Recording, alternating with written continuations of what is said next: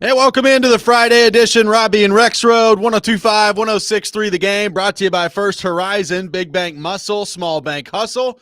Visit firsthorizon.com/get it all. Robby Stanley, Paul Kuharsky, Ian Safar here with you. We are live from our Busy Bee Plumbing, Heating, and Air Conditioning Game Nashville studios. Home of the $99 yearly Beehive membership, where the buzz is always about great service. PK, good morning. How are you? Good morning. Good morning, Nashville. Good to be here for a third day in a row. Looking forward to it.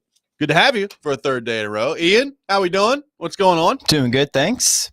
Nice, beautiful day yesterday. School is out.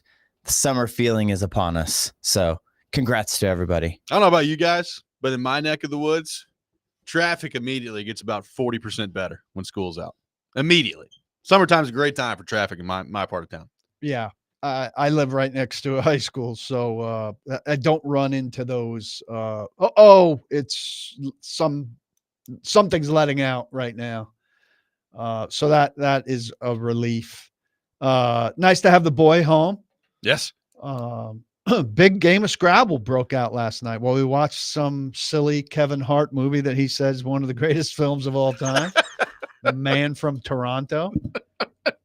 It was bearable for Scrabble background. But you would not put it in the category of one of the greatest movies of all time? No, I could see a 15-year-old doing so. I would like to alternate. Like he shows me one, I show him one. But he is binging something for the first time in his life. He's into How I Met Your Mother. Okay. And he is really going rapid fire. I mean, he started not long ago, and there are a lot of episodes in that show, and he's in season 3. Wow. So he's moving. But he's asking, like, is this the mom? And we're like, think how many seasons there are and how many girlfriends there will be. Got a long way to go, my friend. Yeah. Long way to go. That's awesome. The Carolina Hurricanes are cooked. I'm here to tell you. They lose again last night, get shut out by Florida, and Florida's going to punch their ticket to the Stanley Cup final for the third year in a row. Oklahoma City wins last night as well against Minnesota. They're up 2-0 in that series. The show before us, declaring them a dynasty. Yes. Before they've made an appearance in the finals. Really something. But you typically have to start with, as you said, one finals appearance and then subsequently a championship before we get into the dynasty conversation at that point. It's a thin dynasty time in sports, which is fine. I think it's good, fine. actually. Yeah, I agree. And the NBA is not producing back-to-back championships, better yet, dynasties, which is maybe a nice change if you don't happen to be a fan of the team that is dynastic. I mean, I think Oklahoma City's going to win, but let's let them do it before we get to the dynastic part of all this. I'm rooting very hard against them because of talk like this and because of the Knicks' presence. Oklahoma City has moved to almost the bottom of the list in front of the Indiana Pacers for PK. By the way, game 2 of that coming up tonight. So we'll see how that goes. We'll get to that weekend. Ian is very scared of that game. I think it's a big bounce back. I felt better about the bounce backs versus Boston. Yeah. A couple of bad games, came home, bounced back off a tough loss. And that was more because I think New York didn't play very well in that series in Boston and just didn't come out with the energy. Right. Like this was a little bit different.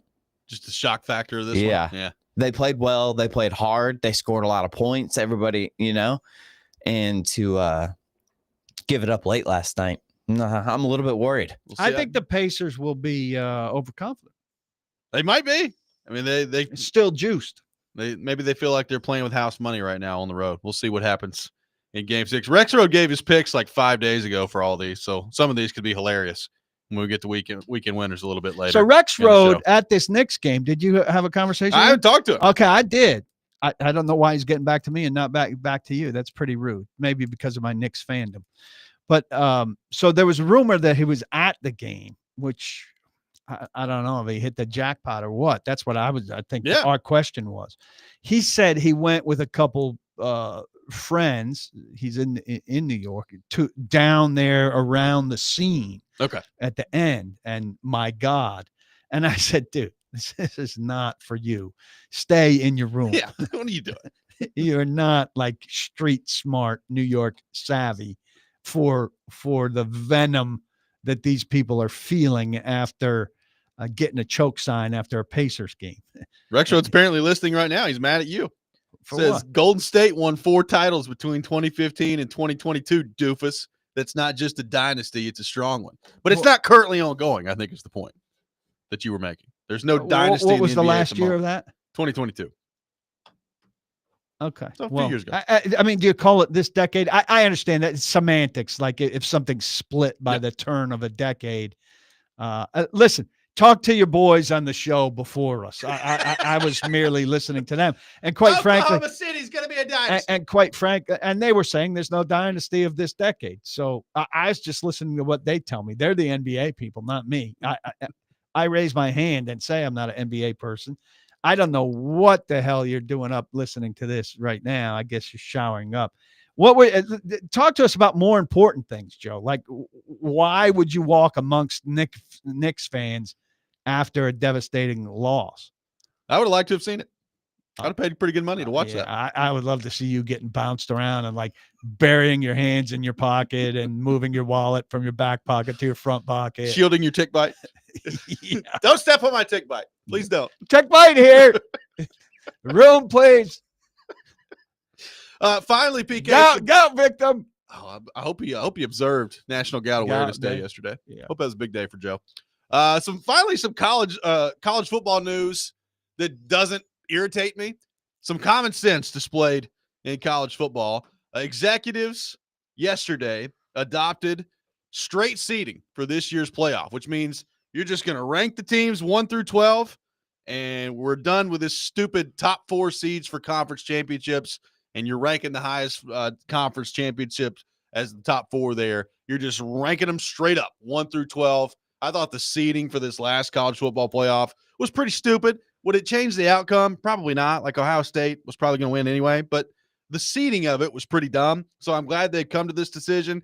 They're not done with the college football playoff, PK. Like they're still going to expand, which frankly I hate moving forward, and they're going to do it because the SEC and the Big Ten, that's what they want, and they eventually are going to want automatic bids for their conferences, which I also hate, and I think is a bunch of loser talk from these two gigantic conferences.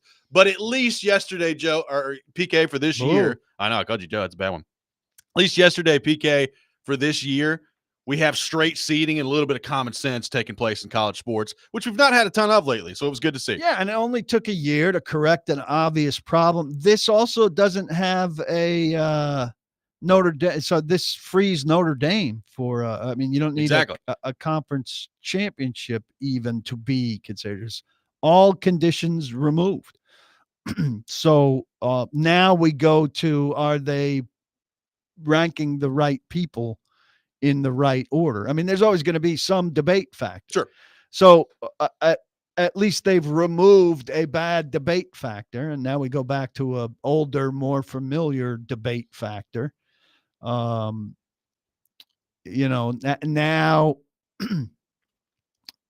is there? I'm trying to think of like the potential downfall here. Like, you got the top 3 SEC teams.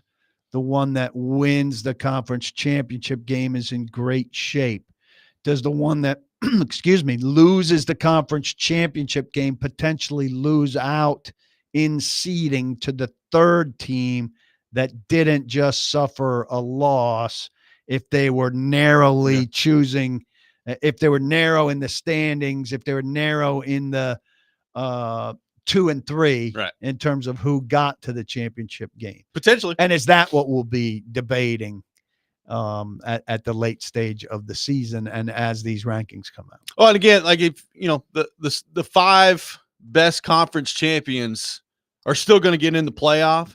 So in some ways it's kind of similar, even though I think this is probably on a grander scale, similar to the playoff reseeding in the NFL format that we discussed the other day.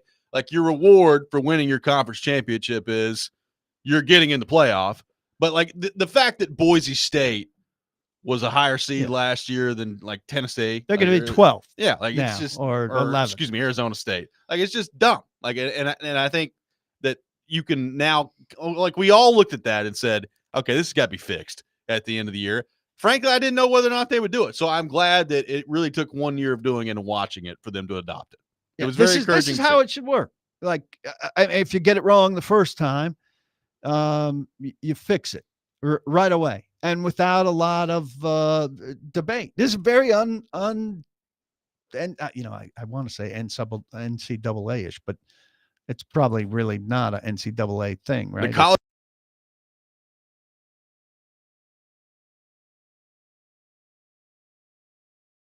up and leave another big question is impressive by them and also seemingly rare. And now we'll see how much they can what they screw up next. Piss me off over the next couple of years when they expand the playoff and we get to automatic bids and all that stuff. That'll be fun to watch. But this for now, year it should be good. good. This year it should be good. Yep, we'll see how it goes. 615-737-1025 is our phone number. We got a whole lot to get into on the program today. We'll have the best and worst things in sports coming up later this hour at 6:45. We'll get into a Derrick Henry conversation with PK later in the show. Vanderbilt and Tennessee on the baseball front are one or both a threat to win the national title. We'll get into that later. And Teron Davenport from ESPN.com will be with us at 8 o'clock. Get his thoughts on all things Titans as well. Speaking of the Titans, we're going to get into the Titans coming up next. Some interesting comment from a prominent ESPN voice on Cam Ward and his demeanor and how that could affect the Titans. We'll get into that coming up next. Robby and Rexrode, 102.5, 106.3 The Game.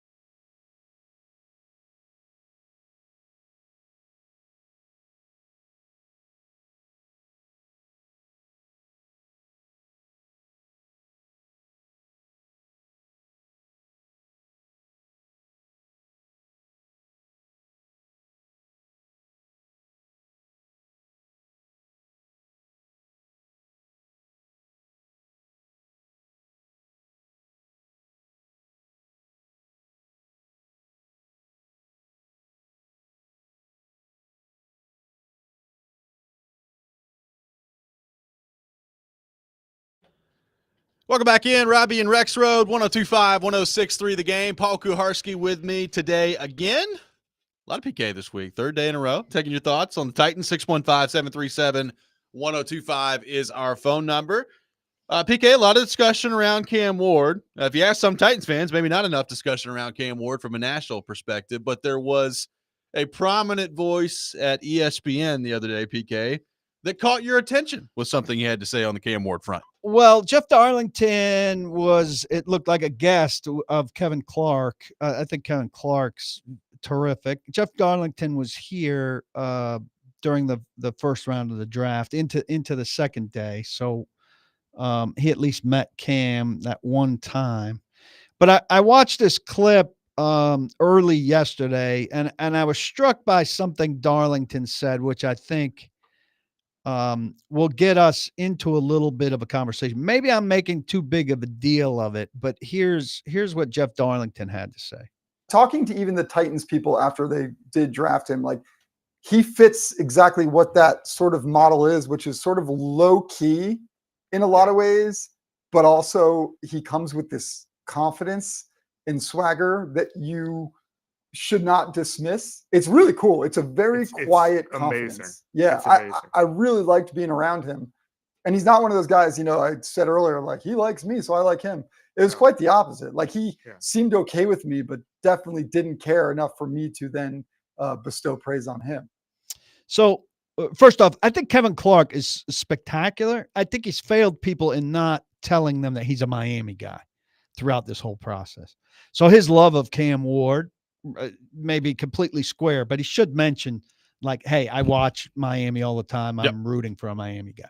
But what Darlington says there is that he thinks Cam Ward fits exactly what the model is, low key in a way. Yeah.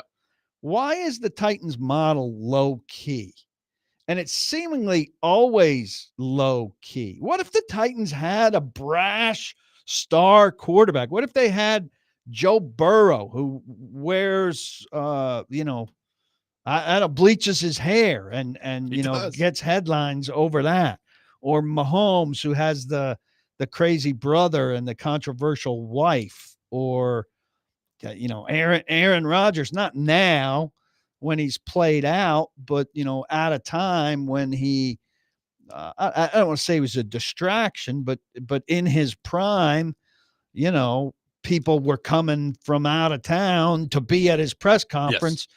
Not because of how he was playing necessarily, but because of what he might say. Right. Like, is there a Titans filter for low key? I hope not, but it is a Titans thing that they never have a particularly brash or splashy guy on their team through multiple regimes. This is another DNA thing, and people, Joe in particular, doesn't like my DNA thing, but how many Chris Johnson was kind of brash, but exception to the rule. If I ask you for the top 5 brash Titans, Chris Johnson, Taylor Lewan, you got a third one? Does Pac-Man fit in there? Yeah, Pac-Man, who was a disaster, which is probably part of the reason that they don't want a brash guy, though they celebrate him now and give us videos of him from the Super Bowl. Hey, Pac, remember your time with the Titans? Here's the thing. You tell me whether or not you agree or disagree. I think had Levis gone on to be a good player, you could have seen some of that with him. Yeah. But, I mean, I do think there's a level of player you've got to be in these discussions. And it kind of comes back to the leadership discussion that we had, right? Like, I think there's a level of player that you've got to be an actual legitimate leader on a team. But, like, I think if Levis turned out to be a good quarterback, he'd have a little bit of that to him, where other fan bases just look at him and are like, man, I really don't like that guy. Well, we talked a little bit with Stillman yesterday about the small market thing. He had put out a list of, where the Titans actually fit in market size. And it's not as small a TV market as you think. But I do think that the Titans kind of view themselves as a small market and stuff like that. And that I'm not saying they outright go there. Though Jeff Darlington is saying outright that low key fits their model. But I do think that maybe underlying in some ways, they think of themselves as small. Hey, we don't want to make any noise over here. We just want to be a low key, successful football team. And I do think at this stage, you don't want a certain kind of noise. But what if Shedeur Sanders had been the better quarterback in this draft and Cam Ward had been Shedeur Sanders? Flip the resume and the projection and all of that, and bring the legendary and all of that stuff with the number 1 pick in the draft. Don't you picture the Titans as being a lot more uncomfortable with that, even if he was the best guy, even if they fell in love with him? Probably, yeah. I also... They would have taken him. Yeah, I think they would have taken him. But I think there would have been more trepidation about it because of that element. I think it is interesting because now that you're bringing it up, I'm looking back and Vince had it. Vince had it a little bit. So there's Locker had none of it. And Locker, it didn't take long to realize Locker was not a very good player. Vince had a little bit of it. So I think if you're an organization, you shouldn't really be afraid of that, right? Some of that I think comes naturally with playing quarterback and being a good player. And even their better veteran quarterbacks that got them out of draft trouble, Kerry Collins, Matt Hasselbeck, they're business guys who go about their stuff, and it's not a brash. Some brashness is all right. I think we're negotiating a line here between flamboyant. It's interesting too, though, because I'm not begging for it. I'm just saying I think they kind of are scared of it. And it's interesting because I kind of have a different view on the Cam Ward part of it that I frankly kind of like. I agree with Darlington and what his observation of Ward is now. He's not really concerned about anything else other right now than football and playing well, which I like. I do based on some of the interactions that he's had with other people, whether it be Shedeur Sanders when they were working out together, being mic'd up for some different things that he's done that I've seen. I've looked at Cam Ward and I've said, man, if he turns out to be a good player, I think he could be fun. I think he could be really fun to around the league for people to monitor. So I've kind of got a different view on him than I think Darlington does of what he could ultimately be if he turns out to be a good player. Yeah. I think right now you're a rookie. You're worried about figuring out what you need to figure out and going to play. Yeah, I think he'll loosen up, and I think he's got a good personality and all that. And I'm not saying any of this is critical of Cam. Correct, I'm purely looking at it through the lens that Darlington brought here, where he said straight up, he's exactly what that mold is, low key in a way. And just looking at that as a Titans thing, I do think if you think of Borgonzi right now, and we don't know him real well, but I would say that's what he wants. I would say that's what the Titans have generally wanted. Yeah. And I would say there's probably nothing wrong with that overall. You want low-key guys who come in and work. Though, I've said time and time again, in a locker room of 53, you need kind of a room that represents any community of 53. Right. And so you don't want all one personality. You don't want all low key. And too often they've lacked the bleep hole that the sandpaper that kind of is a final ingredient to me in a room. There was one point I remember asking Vrabel, are you at a point now with this locker room where you could bring in a guy that you're not positive about personality wise, where you're confident the room could handle him? Right. And he said, I don't know yet. But this team has always been, and I'm not asking for criminals. Right. Yeah. That's not what I'm saying, but a certain kind of brash, swaggery guy. And again, I'm sure the text line's starting to light me up or whatever. I'm not saying they needed that at quarterback here or that Cam doesn't have it or any of that. I'm just saying it's interesting, an outside perspective from Darlington saying low key is their way. Because another thing we've talked about a lot is how unpopular they are. Yep. How little coverage Cam has gotten. And that's not the number one thing you're looking for. You're looking for wins. and a good quarterback. But you know what doesn't get you eyeballs when you're not winning is low key. Yeah, I think it's a great point. There's a really interesting point and question about this on the text line related to the DNA part of it that we'll get to with the Titans coming up next. 615-737-1025, our phone number. 615-737-1025. Robby and Rexrode, 1025-1063, the game.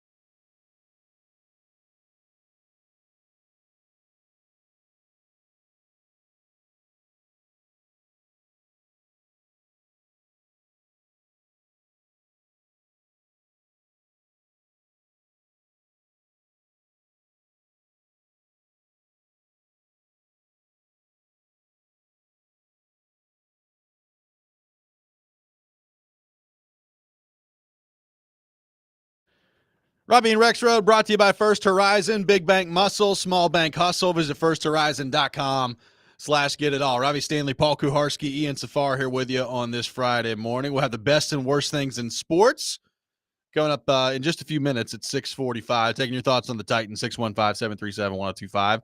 Herb in Kentucky throwing this out there. It says, PK is right about the low-key DNA culture. That's why A.J. Brown was traded, because he got a little loud for him. Well, it didn't help him. That's not why he was traded. He was traded because John Robinson got a little out of control with his control. Yep. To put it succinctly. But it didn't help. And I mean, that's exactly what the Titans needed was a wide receiver with swagger. That's what they've needed for 30 years. Well, and they finally get one, and they settle for 3 years of it. And by the way, like, I always think this. Do you want a locker room full of guys that maybe are brash, as you put it? Probably not. No. Like, that's probably not going to go well. But I would also say this. Like, if your locker room, and you could apply this to hockey, football, wherever. If your locker room is not strong enough to handle a couple of guys who, by the way, are good players, that have a little bit of brashness to them and a little bit of personality that's different, then you probably don't have the right locker room, right? I mean, you probably don't have the right setup around you. If you're not equipped or not willing to handle that, I don't think that's a good thing in professional sports. They have not had enough of that over the years. But they have had some of it in time. Look, I'm not – Keith Bullock is a perfect example. Keith Bullock would talk some trash to his guys, send some messages, not in a subtle way, call people out in a casual way, but it was his personality, and he had to play to back it up. Is there Keith Bullock in this locker room? Well, first off, this locker room right now is a 90-man locker room, obviously. Yeah. 53% of it is new. Right? That's another thing, for people making fun of this point system and what they're doing right now. 53% of these guys, they're just getting to know Brian Callahan and their position coaches and stuff, and each other. So I don't object to things that helping get these guys to know one another. I mean, 47% of them, depending on the attendance, but I mean, only 47% of them were around for Brian Callahan's first year. Well, and again, whether it's Bullock, Pac-Man, to a much different degree, having those type of guys Delaney. are one thing. Yeah, Delaney. I mean, add him to the list. Having those type of guys are one thing. I do think it's different when it's the quarterback. Like, the quarterback is just a different breed. It's just a different thing in the NFL. And again, I kind of want that in my quarterback. I want my quarterback to have a little bit of that edge to him. And, how often, PK, when Marcus was the quarterback here, did we talk about him not having that? And I think Marcus was probably to an extreme. Right? Like, I think, Tannehill is probably a good example. Was Tannehill, quote unquote, brash? Probably not. But Tannehill had a little fire to him, and you could see the difference immediately when he took over as starting quarterback. But Cam can be perfectly successful and have swagger while being low key. We're not eliminating that as a possibility. It's just that Darlington said, like, it's the mold. Right. And it doesn't have to be like the team mold. Well, it doesn't have to be. It doesn't have to be the mold. And look, all it takes is one guy to change that, right? Like, we talked to you. I think Burrow's a great example. Think about Cincinnati and that franchise and everything that they've dealt with, and that guy and what he's done to come in and change that. And like, it's the star power. Yeah. Like, you talk about people being sick of this team in this town, and people filling up Nissan Stadium from other towns. If Joe Burrow played for this team, if Joe Burrow was the quarterback of this team, even if it was underachieving as the Bengals have in recent years, they made that Super Bowl run, all of that. If Joe Burrow was the quarterback of the Tennessee Titans, how different would things be in terms of visiting fans and in terms of people's fading or wavering interest, even if they went through some bottoming out like this? I mean, I think changes things in a big way. Huge way. Now that's about having a franchise quarterback. Yes. But it's also about having a team personality from your quarterback. And Cam Ward, if he's good, can give the Titans that. It can be a different kind of personality. That's fine. But, and I agree with you about Tannehill, but he wasn't a big enough personality. No. Or a good enough quarterback. The combination of the two, I think he was underrated generally. Yes. But you need to raise both of those, the quarterback personality and the quarterback play, in order to get where we're talking. Well, and again, as you've talked about, like the first part of this is winning. Like, you got to win. And if you win, I think some of this takes care of itself.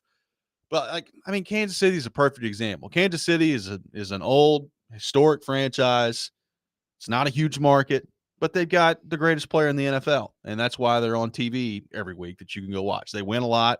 And, Mahomes has got some of that to him. Like, that's why I thought, the quarterback series on Netflix with him, I thought was really good. Like, having kind of a look behind the curtain of what he's like there.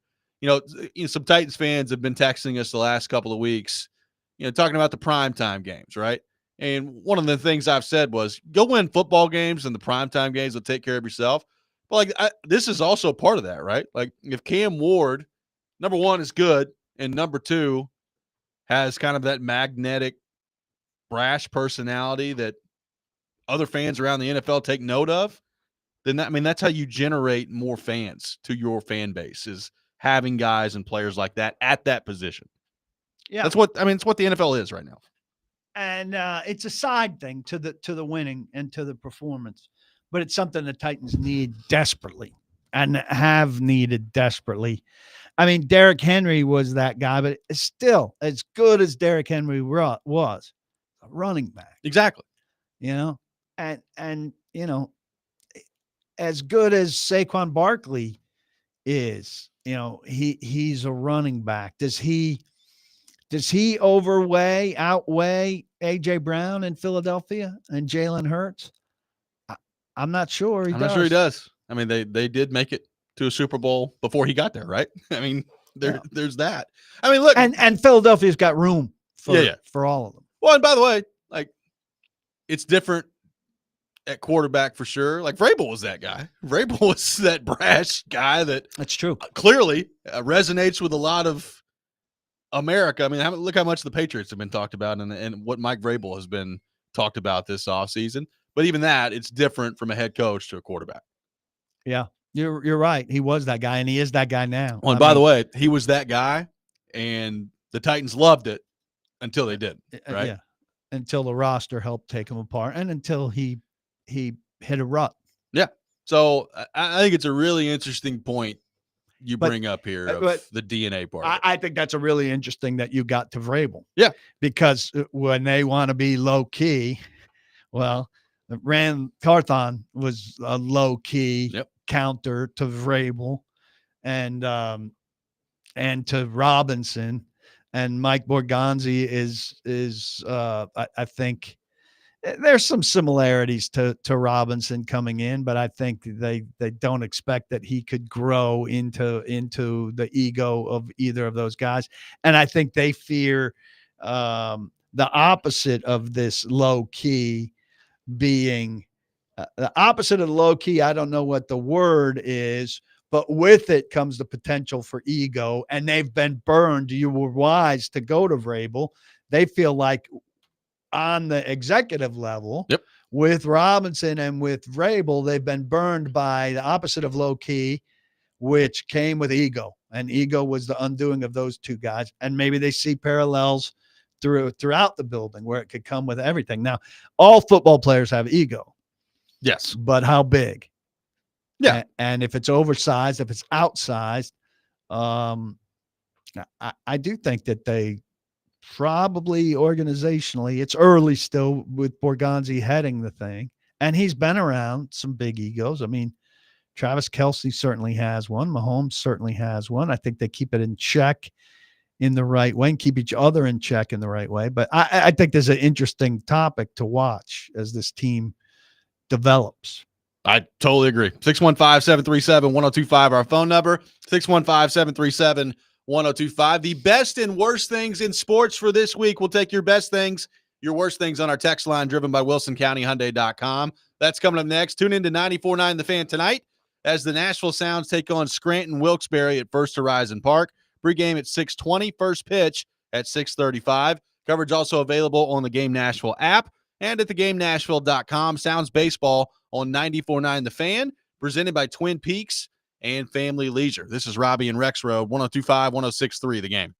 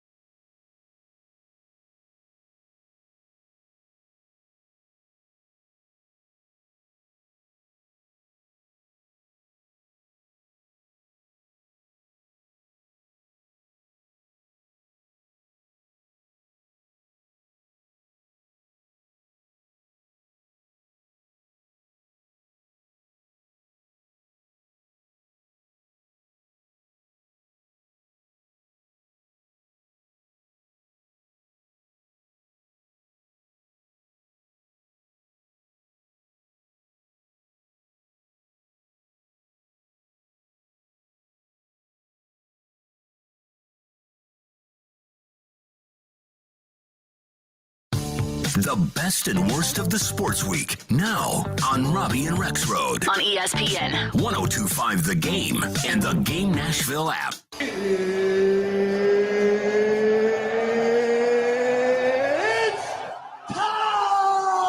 This is the worst. You look like you're feeling sorry for yourself. You believe in miracles? Yes! Unbelievable. He's one of one. He is him. This is a Coke bottle. It's not a crystal ball. When I woke up this morning, I was feeling pretty dangerous. Okay, let's go. It is that time of the week. Time for the best and worst things in sports. Normally on Thursdays at 6:45. I left some room yesterday, PK, to maybe react to Mike Tannenbaum, who may or may not have been on a brisk jog when he was with us yesterday on the program. So we're getting to it today. Oh, so we Friday. skipped it. I got you. Get to it today on Friday. Well, I appreciate the opportunity to go first. Do I lead with best? Go ahead. Best is fine. Caitlin Clark. I mean, is a easy choice here, but I've got a stat that is ridiculous. She in WNBA history, most 20.10 assist games. Courtney Vandersloot, 10 in 430 games. Caitlin Clark, 9 in 41 games. Good gracious. Diana Taurasi, 9 in 565 games. I mean, that's wild. It is unbelievable. She's gonna, have 100 of these in no games. It's just ridiculous what she does. The ratings for the opening game that she played over the weekend through the roof, and she just continues to draw. Last night, just 11 points and 6 rebounds in a close win. So I was driving around Hendersonville yesterday in a neighborhood where my grandparents live, and this little girl is riding her bike around, and what does she have on? A Caitlin Clark jersey, just riding around the bike. It's like, well, you're going to see a lot of that moving forward. Insane. Nashville should get going on a WNBA team because just her visiting a couple times a year would take off. Worst, clearly, the Knicks choke. Some debate about whether they choked or the Pacers came back. The Pacers did their job for sure, but the Knicks were full participants in what happened in that game. It ranks as an all-timer with the leads that they had and the free throws that they didn't hit and the room that they left for the Pacers to do what the Pacers did, which was remarkable. But the worst thing you're going to see, that's the worst thing you're going to see in most weeks. Yeah, it's pretty bad. There's no doubt about that. Ian Safar, your best and worst things in the world of sports for this week. I had a tough one on this best considering what's going on right now between, I don't want to take any of yours, Robby, but SGA and Florida, the Panthers, and the run that Shai Gilgeous-Alexander is on right now. He's unbelievable. These guys are rolling right now. The dynasty. So borderline dynasty. Unbelievable. Without winning a championship. So how about that? I mean, even that in itself is the best thing, right? You have a dynasty without winning a championship. Pretty good. So both of those That's all two it takes. just rolling right now. I mean, it's hard to beat that. Worst, this was also a tough one considering how our Rockies are doing right now. Oh, yeah. That's pretty bad. But I'm going to put, this is maybe a personal worst grievance. Okay. Reggie Miller doing the play-by-play of this series. Yeah, a lot of people have been mad about that. Come on now. Yeah. I know I'm an old Knicks fan. But let's be honest here about how partial we can be during this broadcast. Well, and also I thought he handled it pretty well. I thought he was okay. Now I will say okay. when the Halliburton shot went in and he started doing the choking, like Reggie Miller was just laughing the whole time. He was just laughing. He's in a tough spot. He is. I mean, he was trying to praise the Knicks when they did good, when their player made a nice play. He was giving them praise. I get that. Yeah. But you could hear the excitement in his voice when the Pacers were making that comeback. I will give him credit for he at least recognizes that there needs to be an effort there to praise the Knicks. Do it. Yeah. So some people don't make the effort. So I'll at least, but I did notice that was one of the first things I noticed when the Halliburton shot went in. I was like, there's Reggie Miller over there just laughing. He's just go back and watch it. He's just laughing for 10 seconds. I think you got to lean in to a degree there and just say, well, this is an awkward place for me. That's a very familiar signal that he's making there. And I've seen that before. I can't do anything but acknowledge it. I mean, as you pointed out, Ian, the Rockies going to be probably an honorable mention every week. 8-42 through 50 games. I mean, they're out playing the White Sox from last year. Yeah. It's unbelievable. Some stat. That's hard to do. Record and since the 1800, I saw something as like 1895. Yeah, that's hard to do. Is that the Cleveland Spiders? I think it may be 8-42 in Major League Baseball through 50 games. My best thing in sports, Scotty Scheffler picking up his third major championship last week. First off, he's my guy, so I have to freely admit that. A lot of people say he's boring. You know, does he have the world's greatest personality? Like, is he Tiger Woods out there? No. You know what's not boring? Watching great athletes do their thing. That's not boring to me. And Scotty Scheffler is on quite a run right now. Picks up his third major title. And look, you know, we've done this before. You know, Rory got off to a very quick start in his career. And one of the questions thrown out there at the time was, well, man, it's like, could he challenge Tiger? And he didn't, right? Like, Roy just picked up the career slam in the Masters. He's got 5 majors, which is fine. There's nothing wrong with that, but he's not going to approach Tiger. I'm not saying Scheffler is going to approach Tiger. We had this conversation on Monday after he won. Like, go look at his last 15 months. It is Tiger-esque. I will put it that way. So, go look at the metrics. Go look at strokes gained. I could really nerd out on you on golf, and I'm not going to do that right now. Suffice it to say, Scheffler is on a heck of a run right now, and it was fun to watch over the weekend. So, Scheffler picking up his third major title. My worst thing, the Toronto Maple Leafs. I do feel bad for them to a certain degree, like their inability to finish things off. They Stephen A. Smith made this comparison on ESPN the other day, and honestly, it's not a bad one other than the Cowboys have won in the 90s and the Leafs haven't won since the 60s. But they kind of are the Dallas Cowboys of the NHL, where they've got all this money and all this popularity, and by the time the postseason comes around, they can't ever get anything done. So they lose again the other day in the playoffs. Pretty amazing. Pretty amazing. The disappointment level for that team, I mean, it has to be comparable, if not surpass the Cowboy fan experience. Trevor giving his worst to the Carolina Hurricanes, who looked like they're about to be swept by Florida. They have been in the conference finals. I think this is their third time since like 2009 or something like that.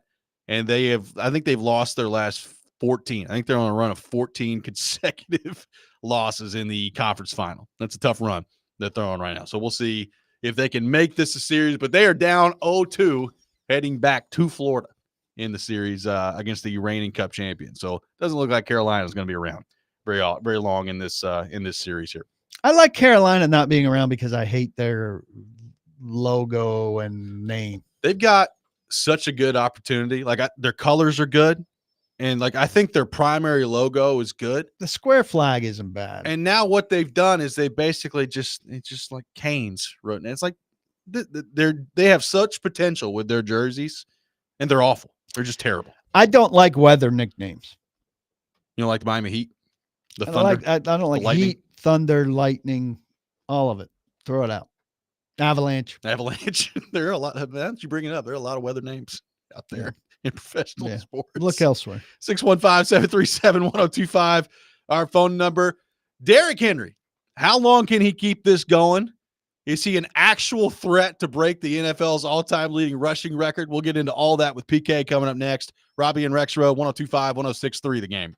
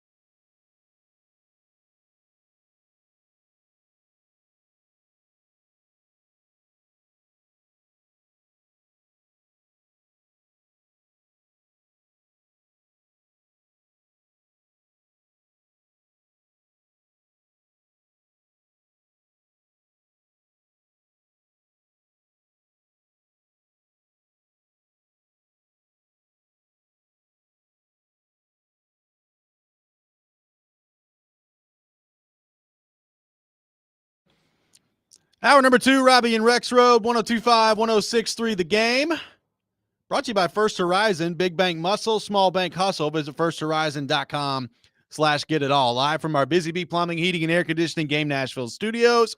Home of the $99 yearly Beehive membership with a buzz is always about great service. Robbie Stanley alongside Paul Kuharsky, Ian Safar here with you on this Friday morning. Got some tickets to give away, a pair of tickets to see Penn and Teller at the Ryman Auditorium coming up on Wednesday, June the 11th. Be caller number 2. Caller number 2, rapid fire. A pair of tickets to Penn and Teller at the Ryman Auditorium coming up on Wednesday, June the 11th. 615-737-1025 is our phone number. I haven't gotten Ian with my favorite caller 9. Yeah, we may have to do that here at some point. Ferris Bueller style. PK I loves just caller 9 is my number. Okay. But I know that's a load for you to cycle through. Oh, it's nothing. All right. Next What? time, if Next we time. have anything, caller 9. Yeah, next time we're going to do caller 9. We'll see how that goes. All right, so obviously we had the discussion last week, PK, about Derrick Henry, his contract extension in Baltimore. He is 31 years old. Obviously, he had an unbelievable season last year with the Ravens, and we'll see how he can respond and keep that going this year. So my question for you is kind of twofold here. Number one, he's 31. He's coming off a season where he just ran for 1,900 yards and 16 touchdowns. That's an unbelievable feat for him to accomplish at that age. So how long do we think he can play at this level that we just saw him play at in Baltimore at age 31? And I just did some quick math. I mean, the all-time rushing record in the NFL belongs obviously to Emmitt Smith at 18,355 yards. Derrick Henry is at 11,423. That is 6,932 yards away from Emmitt Smith's all-time record. Is he an actual threat to get there, do you think? I don't think so. I mean, never say never with Derrick Henry, right? We know that. He is 27 pounds heavier than the tallest guy in the top 10, Eric Dickerson. He is 3 inches taller than the heaviest back in the top 10, Jerome Bettis. So his size opens him up to more hits. You know, I think he ultimately will take more hits than these guys. Those add up over time, especially over 30. We know he's a machine, but over 30 backs are not a commodity. Now, is he unusual? Absolutely. He's going to look, he's 1,316 yards, so about 1,300 yards away. He's 19th now. Yep. 1,300 yards gets him to 10th, gets him to Tony Dorsett. You know, he could do that easily this year.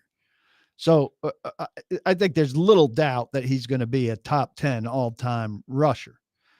But if you take his yearly average, so of these top 10 backs, their average career has been 12.7 years. All right. Emmitt Smith on the long side at 15. Frank Gore, the absolute long 16. Yep. He's viewed as a stat compiler by a lot. Adrian Peterson, 15, but 5 of those years he only played 6 games. Titans legend. But guys like Dickerson and LaDainian Tomlinson and Curtis Martin, those are 10-year careers. Barry Sanders, 11-year careers. Sorry, Barry Sanders, 10-year career. And this will be Derrick Henry's 10th year, by the way, coming up. So the average is 12.7 years. If you take Henry's average season, which is 1428, and you get him to, so give him 3.7 more years to get him to 12.7 seasons, he would still be 1,648 yards short. Yep. A tremendous season short. Right now, Derrick Henry, you guys are going to know these backs. He needs Rodney Hampton, who was a good back. Yep. Antoine Smith, Josh Jacobs, Kurt Warner, Nick Chubb, Robert Smith. We're all familiar with those backs who had reasonably good careers. They are the 70th to the 75th back all time Derrick Henry needs a little bit more than each one of those guys had to catch Emmitt Smith. Yeah. So Derrick Henry, who ranks 19th in the league all time in rushing yardage, needs to add the 70th running back total to his total to catch Emmitt Smith.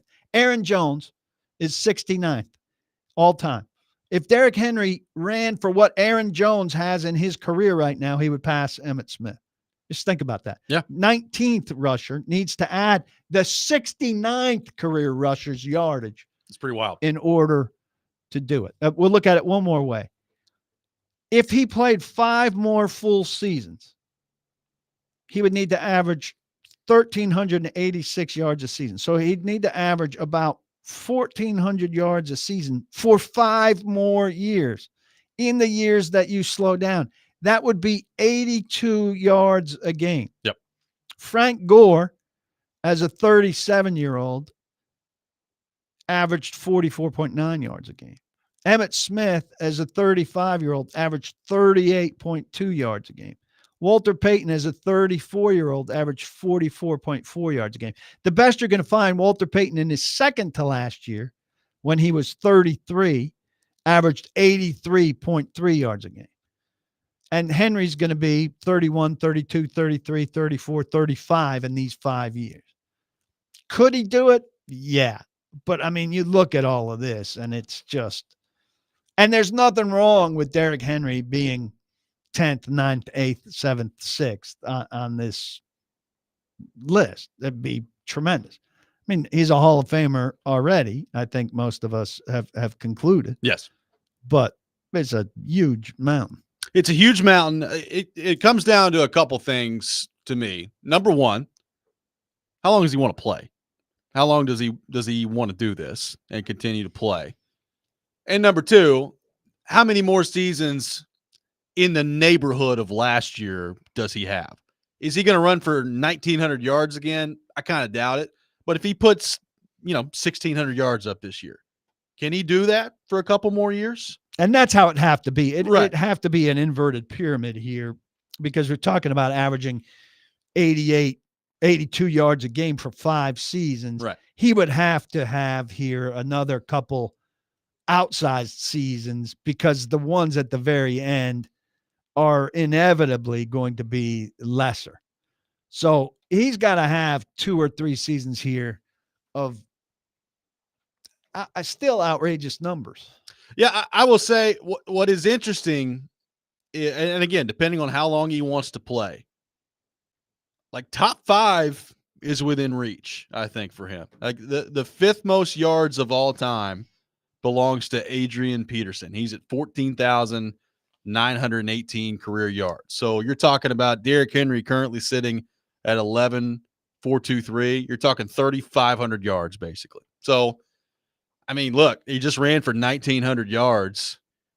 And conceivably, Derrick Henry, if he's what he was last year or close to it, could flirt with that over the next couple of years. Well, you could do that in 3 years. That's 1,166 yards a year. Yeah. I mean, I think that's doable. 3 years. Yeah. Certainly in 4. And again, it comes down to how long he wants to play. And how different do you think he is, I guess is really the question. Because I would agree. Like, I don't know that we've ever seen anybody exactly like him. Like Adrian Peterson was a freak. Like he's a pretty big guy and a fast guy, and that combination of size and speed. But Derrick Henry's got bigger size. Yeah, but Adrian Peterson also had physical problems that he needed fixing in Europe. He did. Right? There's no doubt.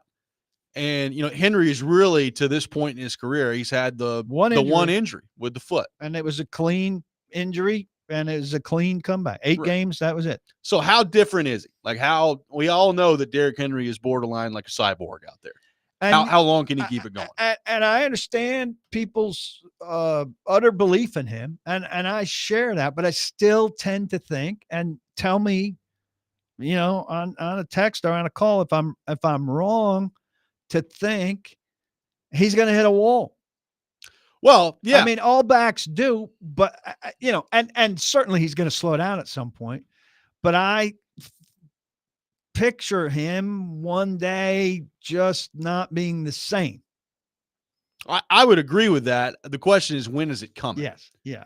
Because I thought it may be headed there. Like, look, I thought when he went to Baltimore that he would be better than he was his last year with the Titans just because the situation was better, right? You know, this last year with the Titans, he ran for 1,167 yards and 12 touchdowns. So I said, you know, could Derrick Henry maybe put up 1,250 yards? That was kind of my thought with him.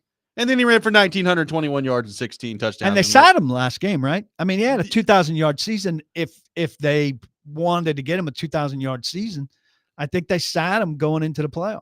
Well, he played in all 17 games. I don't know how much he played the last game. I'll go look at that last game. But he played in all 17. But the most amazing part of his season last year to me, PK, was not even the yardage total. It was, if you go look at his career and his yards per attempt, it was the best. It was the biggest number he's had by far. Which is insane. You know, he had 5.4 yards per attempt in 2020 with the Titans, his 2,000-yard season, which is an incredible number. He's at 5.9 last year at 30/31 years old. It's unbelievable. It's really hard to comprehend that. And I mean, that offense with the running threat quarterback has something to do with it. He's got a good offensive line. It was a good team. But I mean, that's a ridiculous number. And he was the second best back in the league last year. Yeah. I mean, that's a real tribute to damn Saquon. But 5.9. It's an absurd number.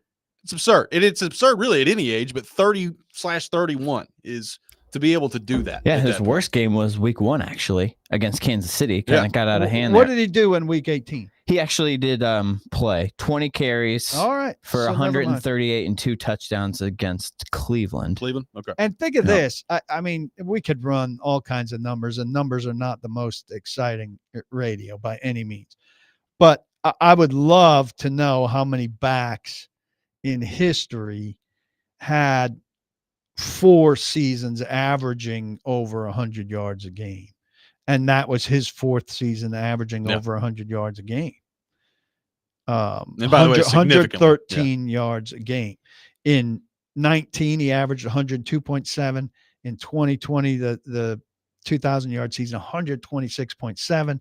In 2021, when he only played the 8 games because of the foot injury, 117.1. Yeah. And if he had played a full season there and just stayed on average, that 3-year stretch would have been, I believe I reported on this, the best 3-year stretch in history. Yeah. But he, and he doesn't need that. I mean, it would only enhance an already incredible resume. So we'll take your thoughts on Derrick Henry. Do you think the all-time NFL rushing record is in play? And how far, if not, how far up the list do you think Derrick Henry can go? How long can he play at this level? We'll take your thoughts on that. I'll add a somewhat controversial take about Emmitt Smith in this conversation. We'll get into that coming up next as well. 615-737-1025, our phone number. Robby and Rexrode, 1025-1063, the game.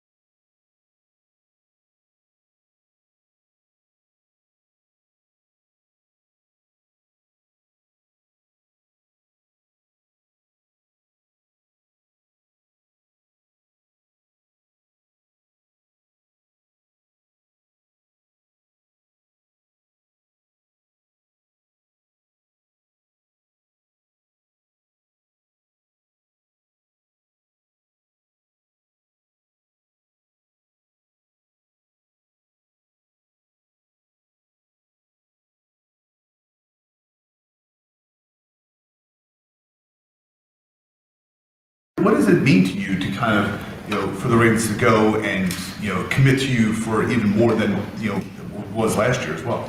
I'm just very grateful for this organization. Just like last year, coming off the season I had, I wasn't really happy, and I wanted to prove myself and just get an opportunity, and they gave me that opportunity, and I'm very appreciative of how much they value me to give me an extension, and I just want to show them how much it means to me and how much this organization means to me by the way I work and what I do on the field. How's Derrick Henry, fresh off signing a contract extension with the Baltimore Ravens? Throwing the question out there, how long can he play at this level? Is he actually a threat for the NFL's all-time rushing leader list, with Emmitt Smith topping it at 18,355 yards? Derrick Henry approximately 7,000 yards away from that marker at the moment. Taking your thoughts on that, 615-737-1025. PK, you said you had a somewhat controversial Emmitt Smith take to get to. I don't think Emmitt Smith is the best running back of all time by any means. And I think, I haven't studied it to a great degree, but I think he had superior offensive line in front of him for the vast majority of his Dallas career. And that if you had taken these other guys on the list, if you gave that to Walter Payton, I'm going to skip Frank Gore because he's a longevity guy. Yep. Barry Sanders, Adrian Peterson, Curtis Martin, LaDainian Tomlinson, even Jerome Bettis, certainly Eric Dickerson, Tony Dorsett. You put any of those guys in Emmitt Smith's situation, Derrick Henry, they all would have excelled to an extreme degree. Yeah. So I think Emmitt Smith, while a great back, also had phenomenal circumstances. I would agree with that. I mean, as you're reading that off, and if you take Gore out of it, because I agree with you, Gore more of a longevity type of guy, but I'm going down the list and I'm like, okay, I would take Walter Payton over Emmitt Smith, Barry Sanders, Adrian Peterson, LT, Eric Dickerson, Jim Brown, Curtis Marshall Martin. Falk, Curtis Martin. Yeah. Like I'd take all those guys over Emmitt Smith. Maybe that's a hot take from me, but yeah, I would take all. I would take, frankly, I would take Derrick Henry over Emmitt Smith. That's just me. Yeah, we're sharing a hot take there. I don't know. I mean, a lot of Cowboys fans out there, so maybe we get killed on that, but I think a lot of people would come on board. Derrick Henry, a lot of people are concerned about where he will retire. First off, a lot of that on the text line. Right? It is not about where a guy retires. That doesn't determine anything. It doesn't matter about anything. It doesn't matter for Hall of Fame. There's no hat on a bust. It doesn't matter. A one-day retirement thing is meaningless in the big picture. What matters is what do you think of him as at the end of his career? Yep. And so your concern is, how well does he do? If he goes and beats Emmitt Smith, you're probably going to think of him as a Raven because it's going to mean he did some incredible stuff. Yep. But to me, what will define Derrick Henry is where did his signature plays happen? He's not going to run for a 99-yard touchdown in Baltimore. I feel pretty confident. Is that signature stiff arm against, that he had 4 or 5 of in Tennessee that kind of are his defining plays, throwing Josh Norman aside. Is he going to have those? I think he's safely a Titan in regard to that stuff. The other thing is playoffs. Yes. Right. So if he goes and wins a Super Bowl there, that's going to be a big mark on the Ravens side. In the 2019 playoffs, he averaged 149 yards a game in 3 games for the Titans on their AFC Championship game run, which was incredible. Last year for Baltimore, 135 yards per game in 2 games. What's his playoff resume in Baltimore going to look like? But I think the 2,000-yard season was here. him not having one there yeah. would help his Titans resume. What are the defining moments of his career? I think go a long way, but I don't think it matters where he retires or what he retires as. What will you remember him as? When you're sitting at a bar with guys after his career is over and you say, what was Derrick Henry?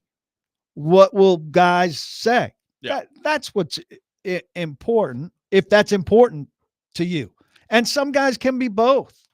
Well, I would also say, and here's another thing, if you want to nitpick it, when we go to the Hall of Fame room, who speaks first? Yeah. Do they say Tennessee's representative speaks first or Baltimore's representative speaks first? Right. Now, both will have a full 5 minutes. I mean, I got 5 minutes on Kevin Moai going second.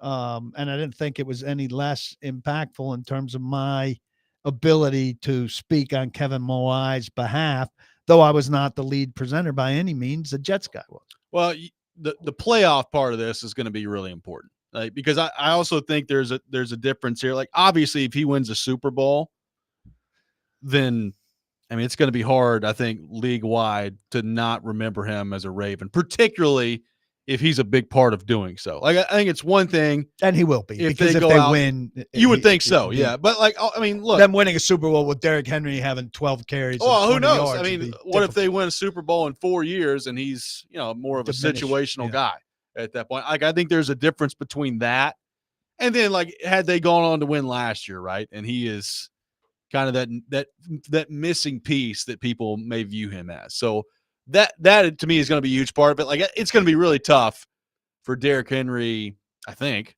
to have a 2,000-yard season. He'll be 32 at the end of this year. He just ran for 1,900 yards, so maybe he can. Who knows? But to your point, his signature plays to this point in his career, for the most part, are in Tennessee. Really, the one thing to me that can change it is how long does he play in Baltimore, and is he a big part of significant playoff success for them that they to this point yet have not had? And significant playoff success is winning a Super Bowl, right? And I think being a significant part of a Super Bowl run, though maybe not, maybe just the ring.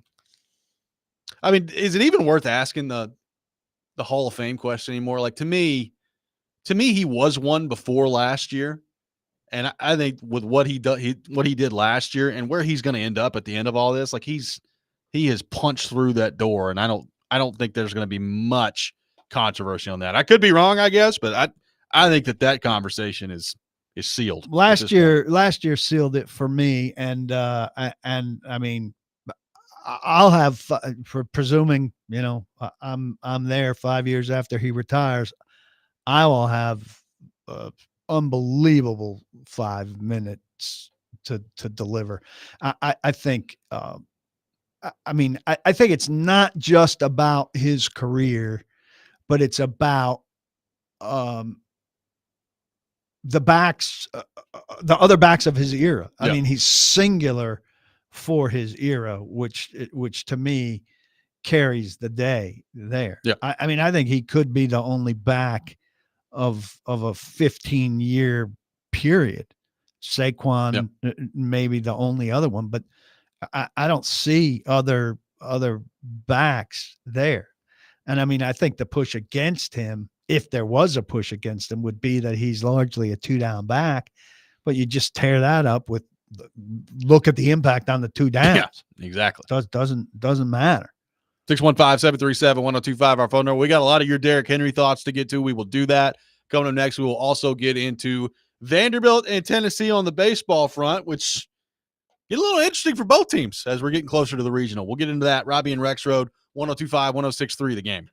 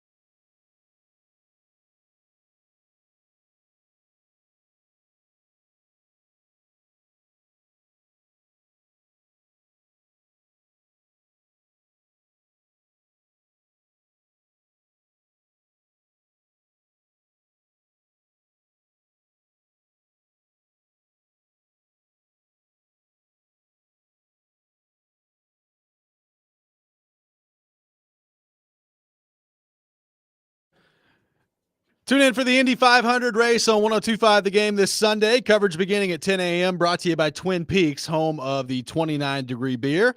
Also, check out this week's Nationals Best Deal. It's Beach Bend Park and Splash Lagoon with a buy one, get one free admission. Beach Bend Park and Splash Lagoon, where parking, tubes, and sunscreen are always free. Get this great deal now at thegamenashville.com/deals while supplies last. Robby and Rexrode brought to you by First Horizon, Big Bank Muscle, Small Bank Hustle.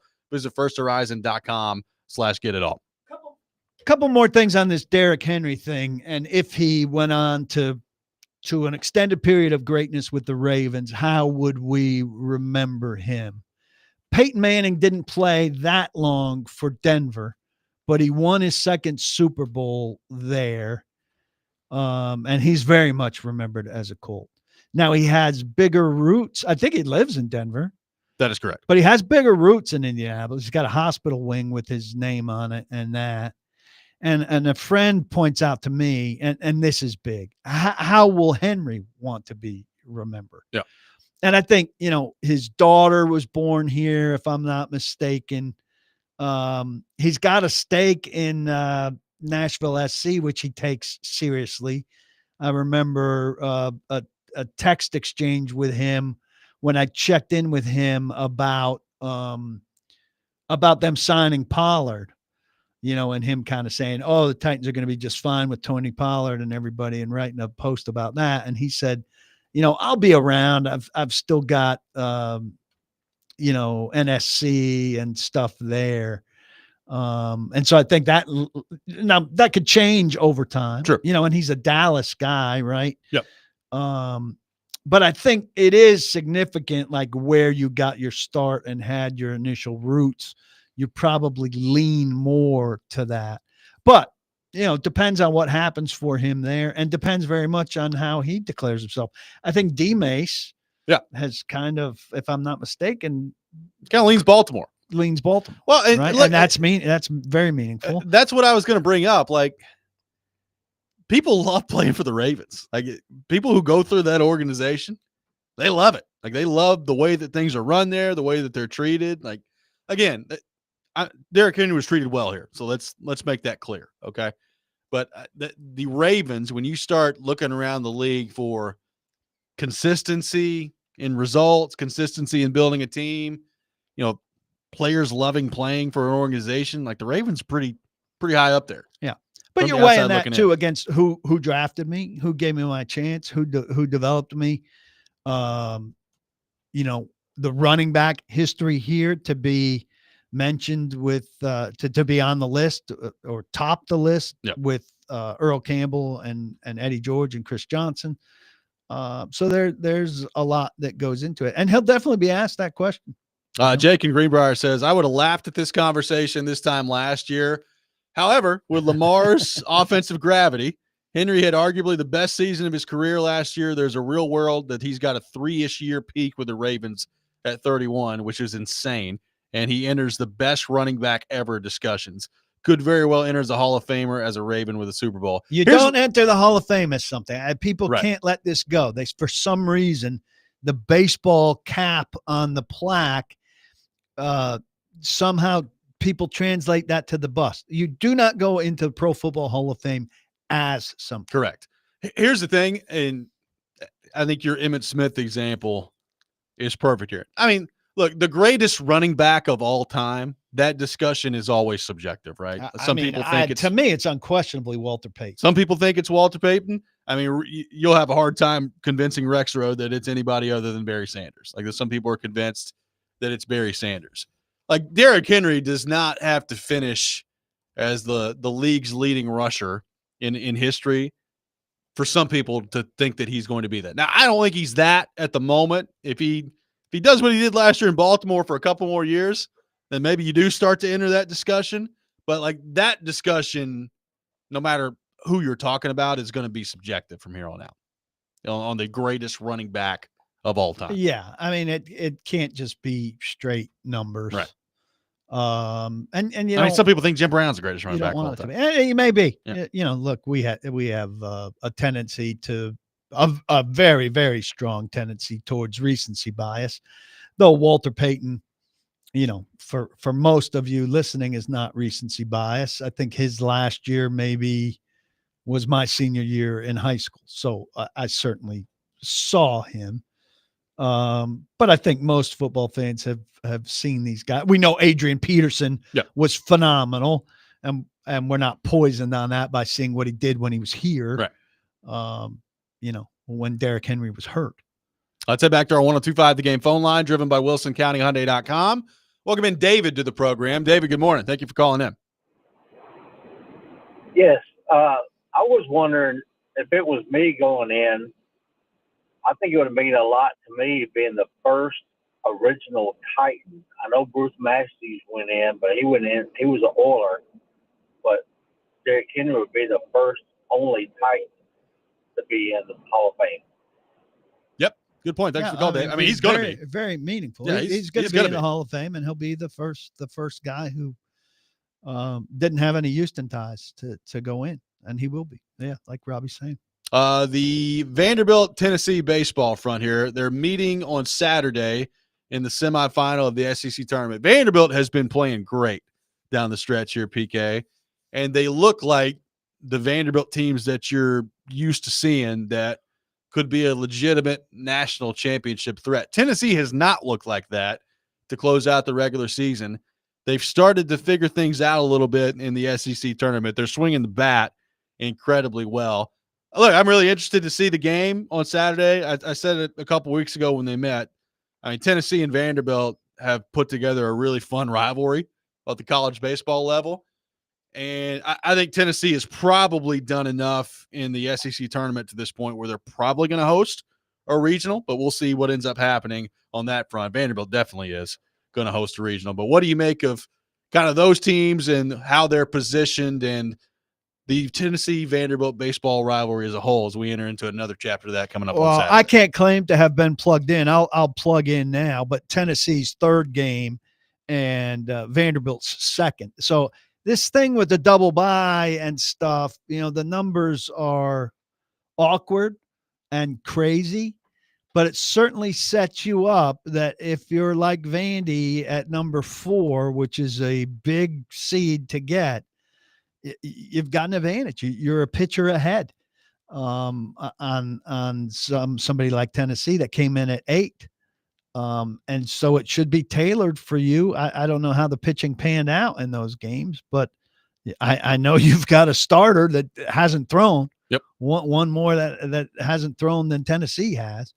And so it should be tailored for you to have a better situation going into it's a semifinal, right? On Saturday at noon. It's a fun rivalry. And then there's a lot of talk about Vandy being back. Yep. I'm a Tim Corbin guy.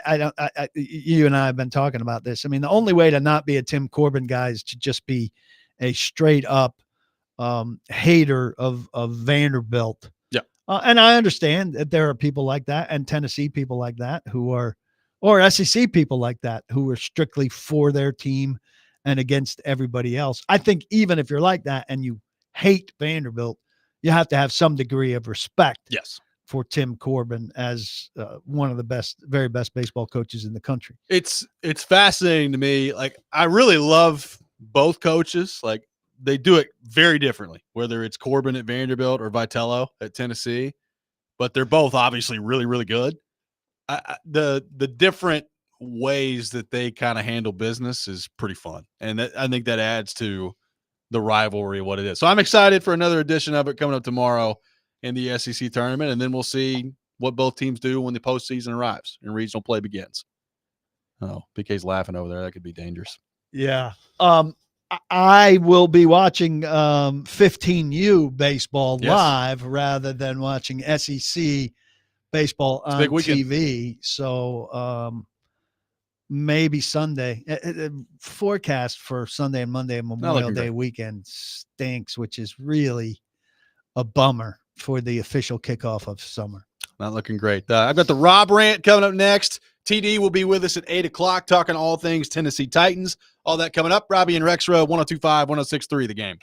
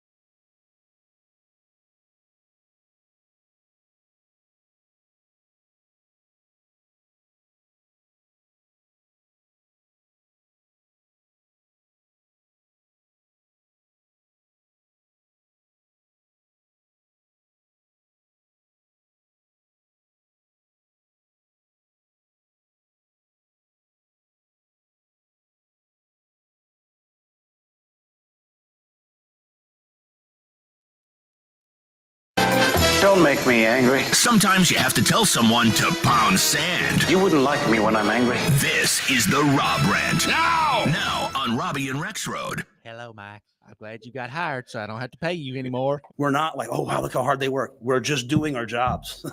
We're showing up and doing our jobs. Well, I don't get bring the income. So we're not going to celebrate ourselves for working hard. We're going to celebrate ourselves for having a purpose where we're trying to help young people have better lives. That's really what's important. It was a unanimous decision by the SEC college ADs to change the name from Southeastern Conference or SEC to just America. Yeah, he's like, I want him to slap the fart out of you. I'm like, geez, calm down. I don't like that.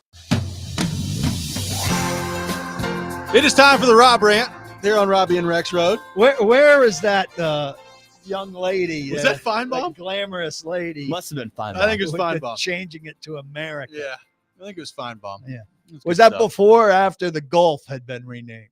I think it was before. I think it was pre. She was revolutionary. She was. She foresaw. She was.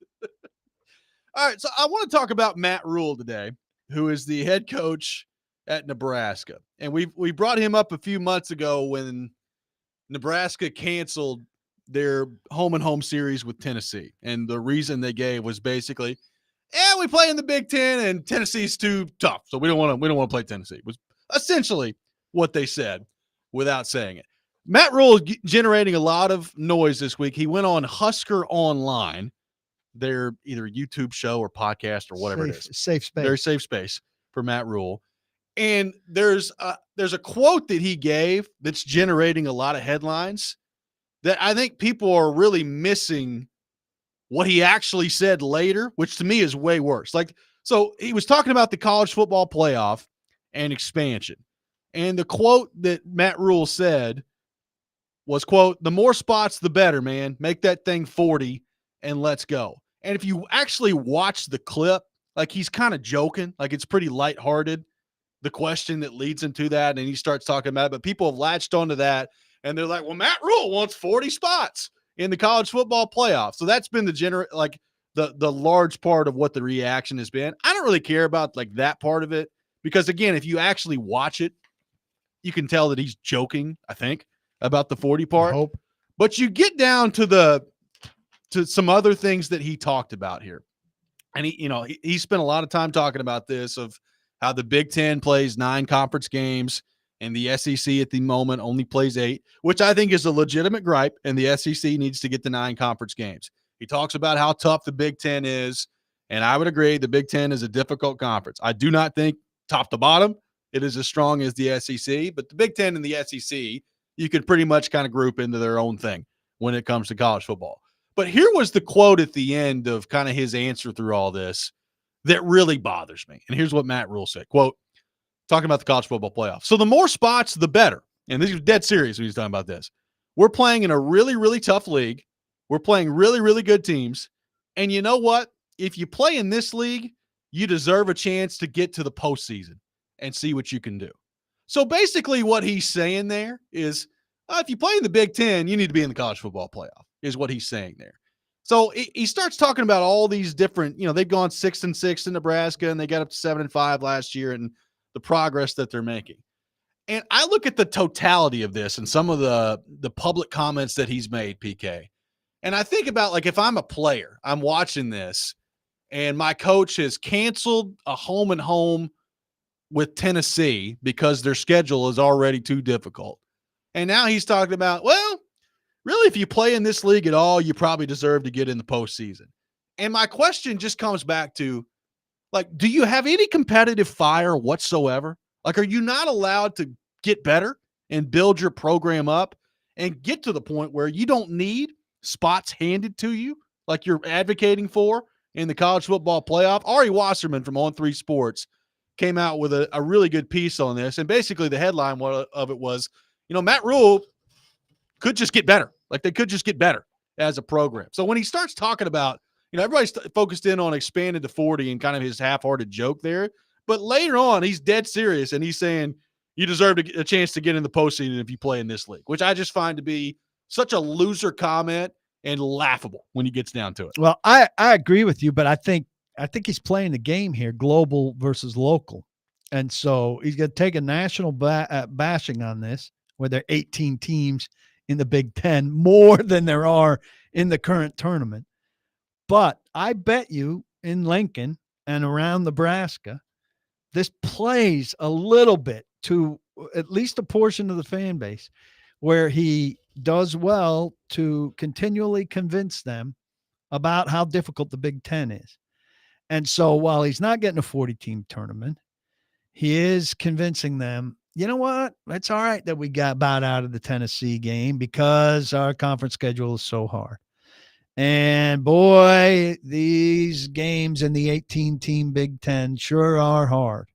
And boy, it sure is hard to get one of those 6 playoff bids when this conference of 18 is so stacked. And, we're out here in the middle of nowhere, somewhat insulated. I mean, I know there's exposure to national, but in places like that, you're as insulated as anybody can be in this day and age. And you want to be kind of insulated, right? Yeah. We're Nebraska, we're Iowa, we're these middle of the country, we're flyover. Nobody cares about us. Nobody understands us. We're still Osborne, and we're still special, and we still are different, and people don't understand. And it's hard. And so I think he's leaning into that. It buys him time. It buys him investment. And so I think that's what he's doing at the expense of criticism from people like us who he doesn't care about. You could be totally right. You expect to hear that sort of stuff from Greg Sankey, right? And commissioners around, because they're worried about the money. Like that's what they're worried about. I don't really want to hear that from my coach. Like if I'm a Nebraska fan, if I'm a Tennessee fan, like I don't want Josh Heupel going up there and saying, well, I think we should just all get in the playoff. You could get better, right? Listen, like Jackson on the text line says, hey, Matt Rule, you already have a chance to get in the playoff. Just get better. And that's what I want my coach to be focused on. I just think there's a lot of loserish comments coming out from Matt Rule this offseason, which, look, maybe it is working in Nebraska. I look at it from the outside and say, I don't know if I feel great about Matt Rule, because the thing is, I think he's a good coach. No, and he's certainly changed. I mean, he took Temple places. Yeah, right. I think he's a good coach. Where he emerged. But I don't love some of the commentary going on from him this offseason. It seems a little soft to me. Yeah, and he's probably not getting challenged in there, right? When he says that. Definitely not on the Husker Online. Yeah, Husker Online is not coming back and saying, really? Everybody in 18 deserves a chance? Well, somebody in that 18, actually half of the teams in that 18 are going to have losing records. You're playing the conference schedule for a reason. Yeah. To divvy out the good from the bad. Yeah, I mean, you are allowed to win some of those conference games. 615-737-1025, our phone number. Teron Davenport will be with us coming up next. We'll get into all things Titans with him. Robby and Rexrode, 1025-1063 The Game.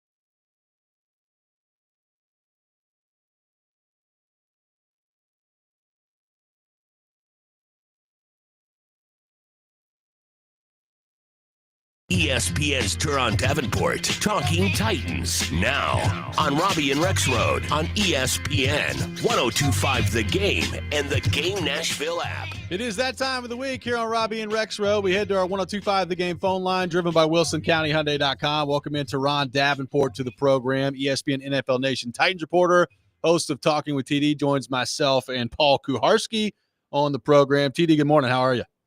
Hey, good morning. What's going on?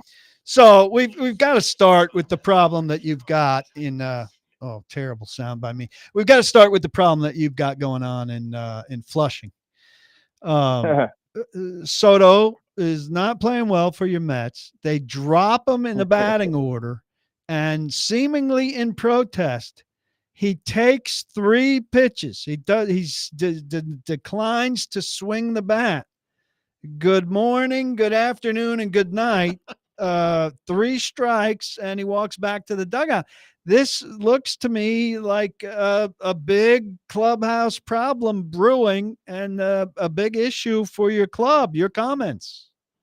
Yeah, and I actually have to say that also is coming off watching the ball hit the green monster. That should have been a double, and it ended up being a single. So, hey, it's funny because, yesterday when you were kind of ribbing me about Soto, when I was driving home, I said, man, please don't let this be another Jason Day situation. You know what I mean? So, look, I can't even come back with anything. It's just like, 15 years. I mean, it'll resolve itself in 15 years. I'll call you from my retirement home. I'm still going to see them on Monday against the White Sox. Oh, nice. I'm still going to see them. Well, that's a good game to pick. So you should be in good shape. I guess the White Sox are they're not the Rockies, at least. No, but, pretty close. It was strategically selected. Attaboy. One of the things that has come up here in this OTA game playing, point scoring thing is communication. Titans did not do the greatest job of communicating last year. They've emphasized that they want to be super communicative. What do you think they can do to do a better job of avoiding the kind of maybe alignment or other kind of things that score as mental errors? And how can they address some of those things now? I think the one thing that the people who are complaining about what they're doing now are not giving them credit for is the idea that they can somehow address some of these things at a stage of OTAs where they're really not allowed to do much. Yeah, no, that's a good point. And here's the thing, right? Communication is something that you could track, right? And I think that's a positive, although they're not like going 7-on-7 or team period or anything like that. They're still working in group. And so there is an opportunity there. And to me, one of the big things that is good about this program is it's encouraging competition, but in the midst of encouraging competition, you're also emphasizing particular things. And, whenever you emphasize something, typically that alters the results. So from what I understand, they're emphasizing the communication and making sure that, when they're lined up, the safety is talking to the corner, the right tackle is talking to the right guard, so on and so forth. And those are the things that need to happen. TD, Brian Callahan brought up Tony Pollard and the running back situation for the Titans and said, in a perfect world, he'd probably like to see it a little bit more split this year. My question for you is, do you think the Titans are equipped to do that? Do the Titans have the running back room in place to maybe even out the carries a little bit more and take some away from Tony Pollard this year? Yeah, I think they do. And I like Tyjae Spears in that type of situation because he's the guy that doesn't need a lot of carries to do some damage. And you could also mix in touches by way of throwing the football. So, and that obviously will help Cam Ward, a short throw, let Tyjae catch it and do what he does with it, and that's something that will probably be showcased more. And obviously, running backs that catch the football and they turn up field, sometimes it could be turnovers. And, it seems like that's something that they're tracking, like how many times that happens, and that's yet another thing that you can emphasize. So, yeah, I think they have the backfield for it. And, you know, Khalil Mullins, he's another guy that could come in. And, I mean, like, he's one cut and get upfield. He runs behind his pads. You can have him in your short yardage situation. And I think the mix of those guys could be it could be adequate. Titans have, I think we've talked to eight veterans now. Jeffrey Simmons not one of them. I don't know that I'd expect them to bring him out, and now he's got a little bit of controversy in his personal life. But obviously, been a tough couple of years for him in terms of dealing with the losing. He's had injuries that have affected his play.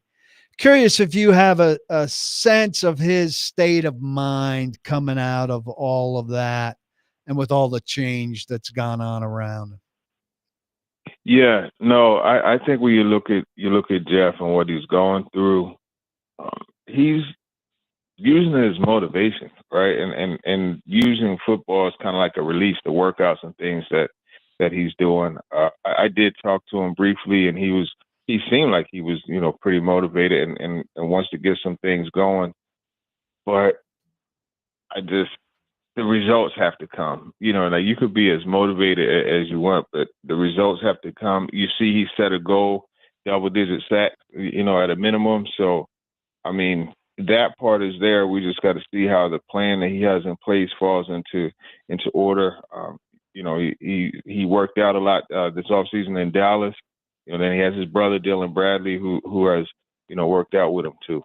I do think these chances that they're creating for more emerging leadership can help him, because too much has fallen on him, and he's tried to take it on, but it's not necessarily, an interior defensive lineman, maybe just the nature of the position. It's a little bit much to ask, and a lot of losing. He's facing a lot of tough questions over and over. It'd be nice for some of that to be spread out and for more guys to be equipped to take on all different avenues of leadership. That'll help him if it pans out.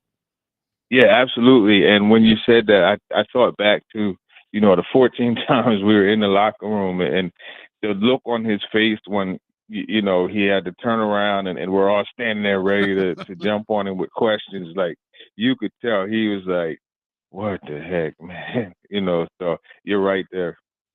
TD, we've talked a lot about Derrick Henry throughout the show today. You know, he's approximately 7,000 yards away from Emmitt Smith's all-time lead. It's going to be, I mean, it's very, very difficult to get there. I guess you can never say never with Derrick Henry. But the larger question, I mean, he's 31 years old. He's coming off a year where he just ran for 1,900 yards.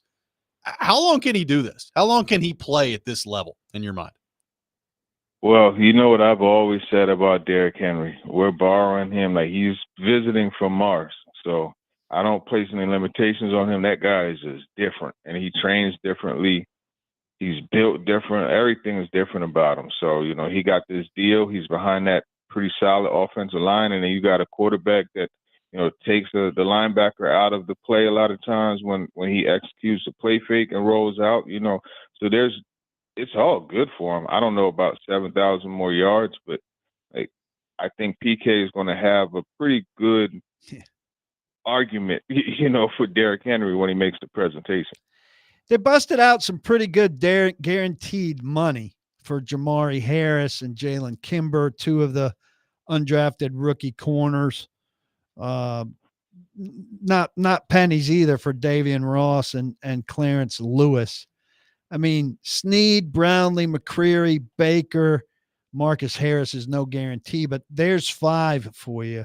They really clearly want to ensure they've got competitive depth and good practice squad players. What do you make of the emphasis on corner depth there beyond maybe concerns about Snead?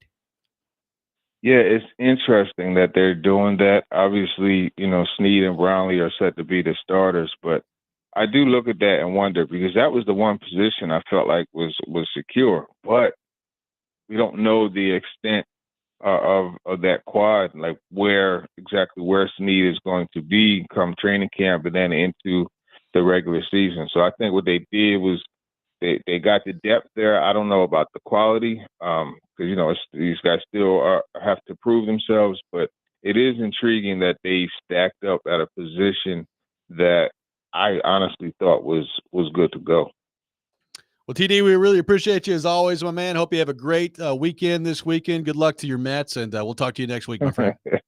Yeah, no, I appreciate it. And I did the TD Power Hour yesterday at Nashville Sounds, and PK, your Yankees, the Scranton Wilkes-Barre team. Oh yeah, they have 2 former Mets, Cookie Carrasco and Dominic Smith, on the team. Yeah, Dominic Smith, I think, did some things for them and is intriguing. But, you know, we're doing okay up at the major league level. Hey, what was it like to sit down with Tom Brady yesterday? You know what? I'm so mad I forgot to mention that. But you've got time. I was in the presence of greatness. You know, it reminded me of joint practices in Tampa. I don't stargaze much, but, you know, I was sitting next to Jared, Brady, Stillman, and yeah, man, it made my day. Oh, good stuff. Good for you. Stuff. Thank you, TD. Enjoy Appreciate it. Have a good trip. All right. Take it easy. Teron Davenport joins us every Friday morning at 8 o'clock here on the program. A couple of interesting points from TD there that I want to get to with PK coming up next. We'll do that. We got weekend winners coming up at 8:30. All that ahead. Robby and Rexrode, 102.5, 106.3 The Game.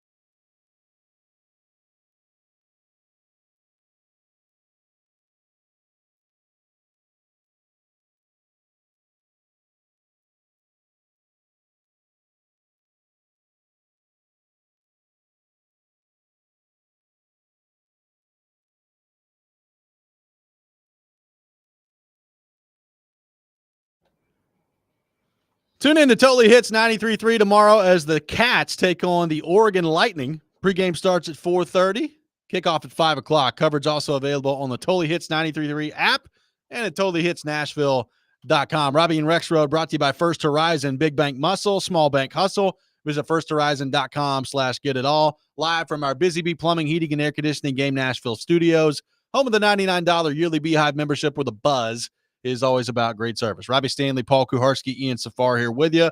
We have weekend winners coming up here in about 10 minutes here on the program. Appreciate TD for being with us in the last segment. So, PK, I'm going to throw the same question you I threw at PK or at TD.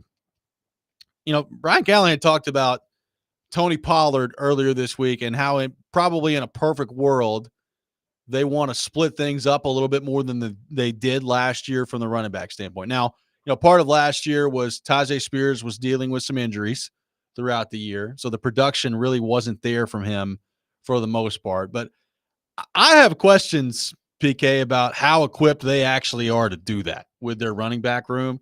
I'm not a huge Tyjae Spears guy. Like, I think he's okay. I don't know that he is a guy that I want on the field all that much.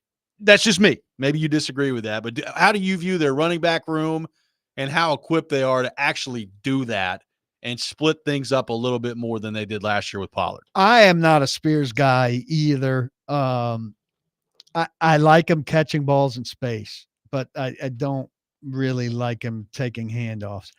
I was not that concerned about this position. I didn't realize. I know Pollard got dinged.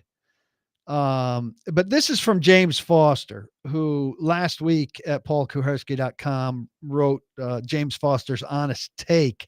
Where do the Titans actually stack up in the NFL? This is on May 15th.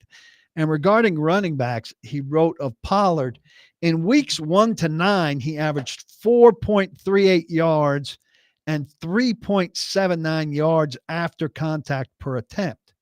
In weeks 10 to 18, those numbers dropped to 3.87 and 2.93. So average yards, 4.38 to 3.87.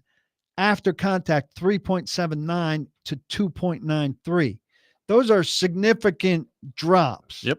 That didn't look good. Now, I know it coincides with the ankle and some trouble. I tend to be like use a guy up and don't worry season to season. But you can't use Tony Pollard up in September if he can't give you anything in November. Right. And so they need to find a way. I really like the idea of Mullings. I think Mullings should chip into Spears' carries and touches.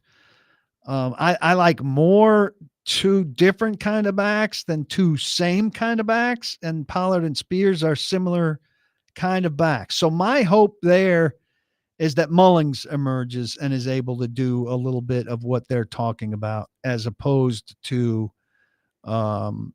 Spears. Yep. And I feel like they're kind of out on Spears. When we talked about this through the draft process, they were spending a lot of time looking at running back. Now, they ultimately took Mullings in the 6th round, so it's not like they invested a high pick on him.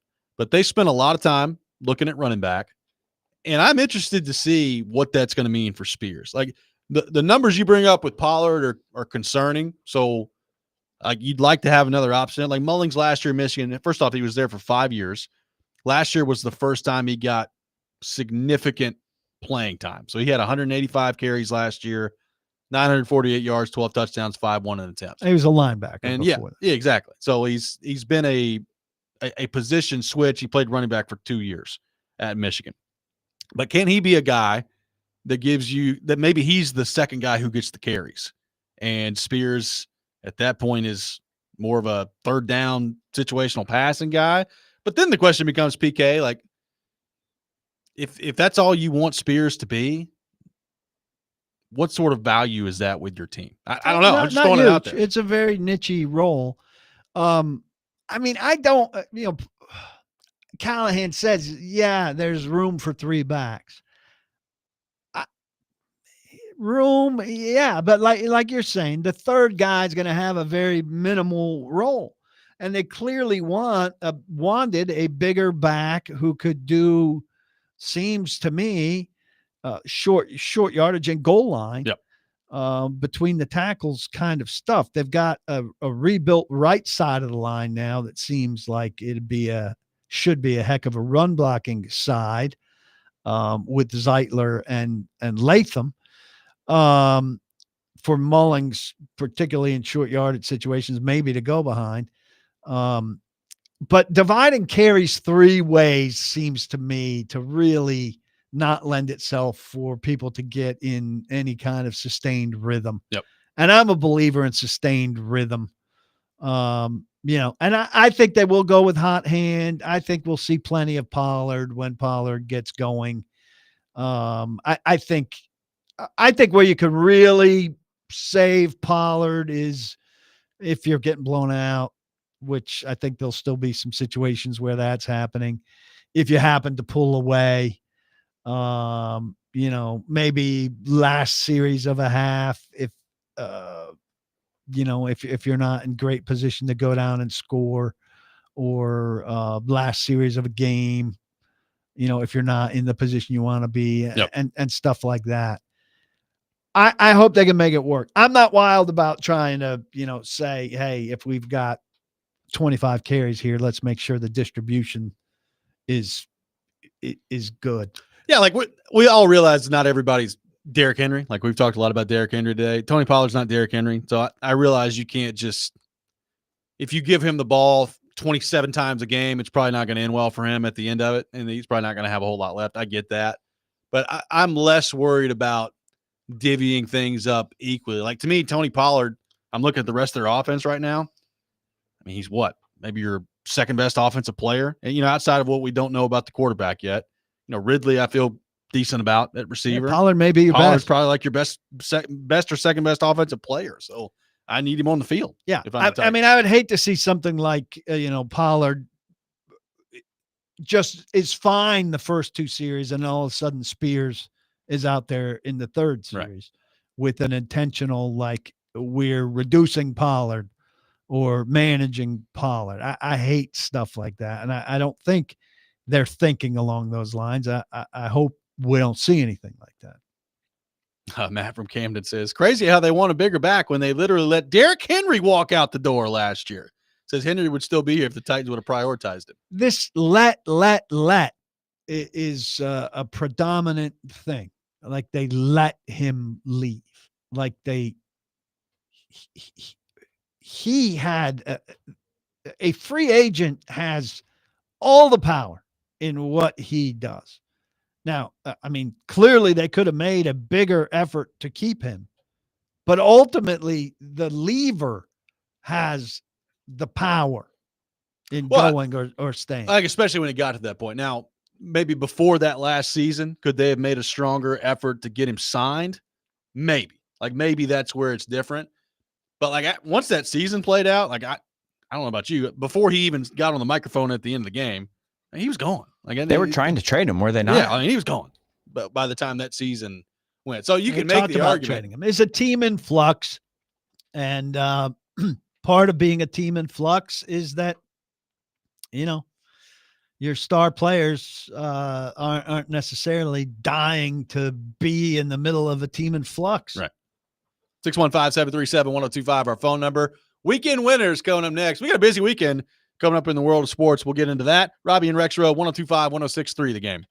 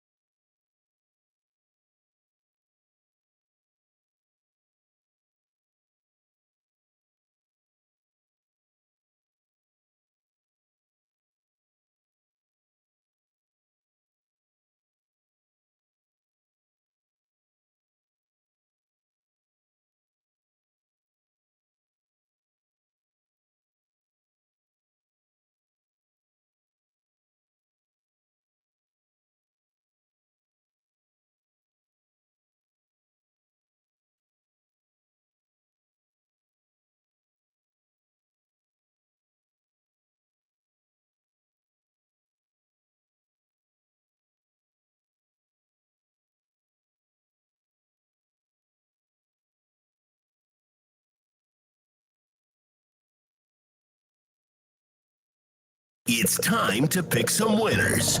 We hope. Robby and Rexrode have weekend winners for you. Now on ESPN 1025 The Game and the Game Nashville app.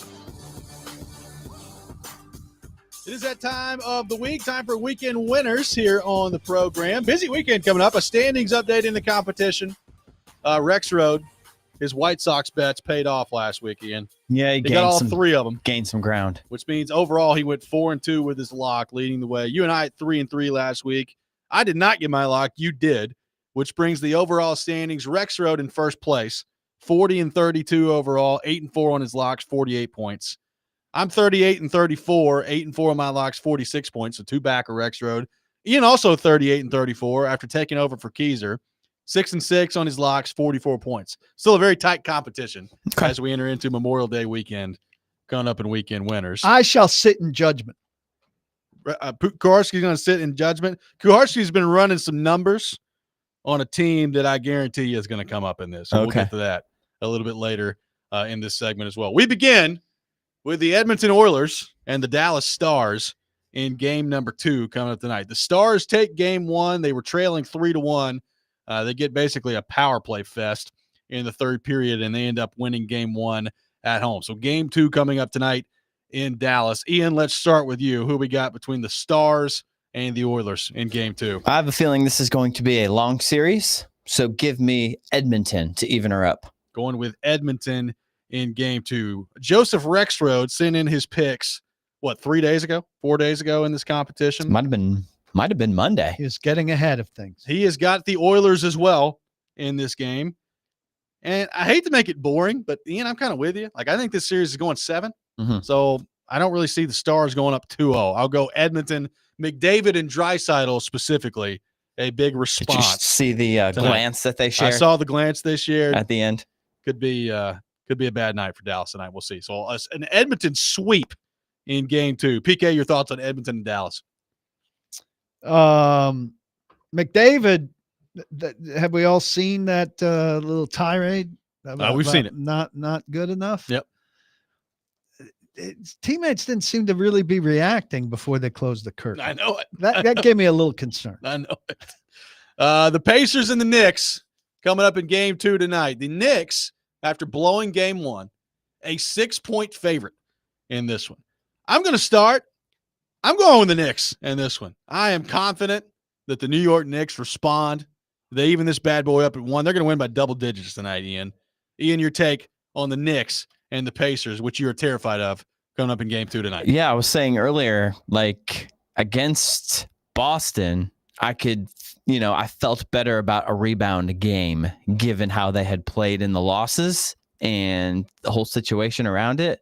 This one, not so much. They played well. They played hard. They still lost on a buzzer beater. Well, I guess they didn't lose on the buzzer beater, but 6 points.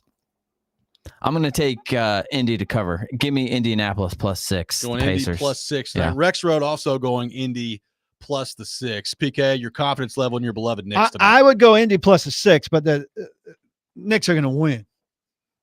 I think they're going to win by a lot. I think they exercise some demons tonight. They blow out Indiana. Wow. Even this thing up at 1, that would be nice. Heading back to game 3. We move to the individual portion of the program. I'll go first. Florida and Carolina coming up in game 3. It's going back to Florida. Look, Carolina, I think if Carolina plays their game, they can still make this a series. I don't think Florida's going to let them get there. Like, I don't think Florida's going to let them get to their game. And they all started kind of running around a little bit last night, and there's some massive hits in that game. We'll see who's injured and who's available. Yeah, who was it? Reinhardt? Game 3. Reinhardt got smoked in that game. He left. Jarvis got smoked in that game for Carolina. So there's a big time physicality. I think they said Sean Walker got hit too. Yeah, last night it was a very physical game. Give me Florida in game 3 to take the 3-0 series lead. I just think when they've got a team on the ropes, they just choke the life out of them. So give me Florida in game 3. Ian, your first individual selection. I'll stick with this game. I'm going to go Oppo actually, though. I'm going to take Carolina to get back in the series. I don't know, maybe a little Florida let down like they had in game 6 versus Toronto. When they go home after you blow them out, you kind of expect them to roll. So I'll go Carolina to maybe squeeze one out here.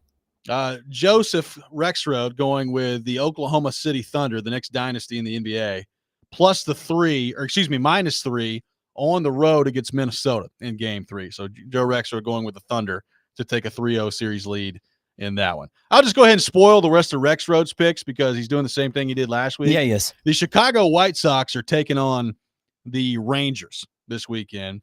Rexrode is locking down on the Rangers minus 1.5 tonight, and he's taking the Rangers minus 1.5 in each of the 3 games this weekend. Joe has a deep-seated hatred of the Chicago White Sox. BK. I would start doing that with the Rockies. Oh, I have been. Not the whole weekend because I think Joe's a little soft doing it the whole weekend, but I'm doing it. I'm doing at least one of them. Matter of fact, I'll start there.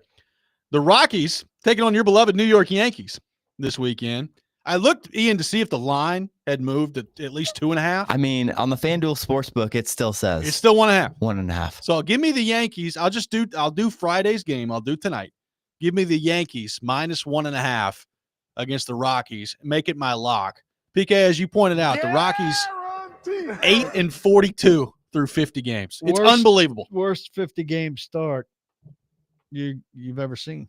Yeah, unbelievable how inept that they've been. Ian, your second individual selection. Okay, I will also go to the basketball game, OKC versus Minnesota.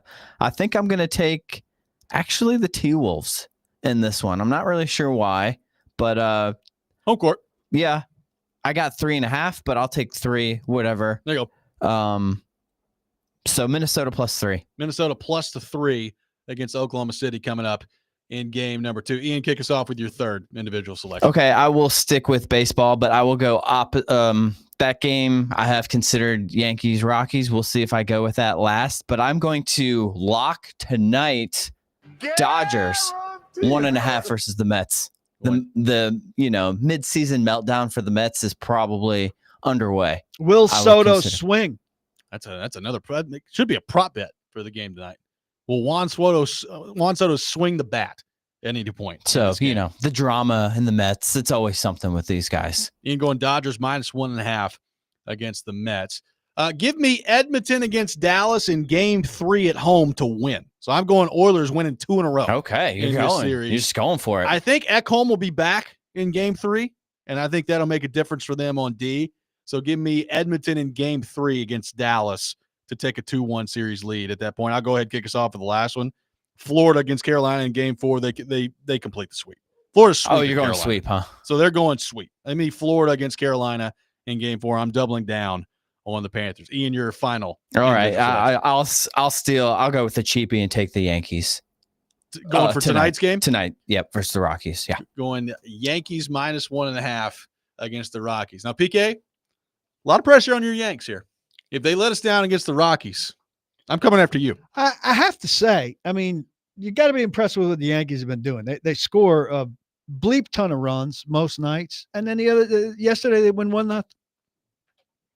Hey, they don't ask how. They're finding ways. And they're 11 games over. They're chipping away. Just no letdown versus the Rockies. There's no mental letdown here tonight. My standard is 20 games over, So, it's early to be 20 games over, but once you get 20 games over, you're good, and they'll be there soon. They're a much better team than I thought. They wanted to get better defensively. They did.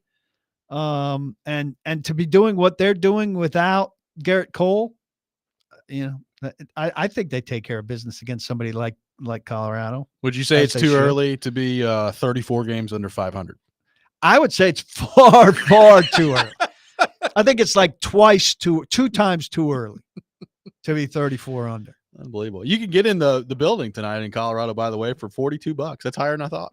I guess it's because of the Yankees. I would think it would be. Yeah, that's it. For whoever's next on the schedule, you could get in for $4.20.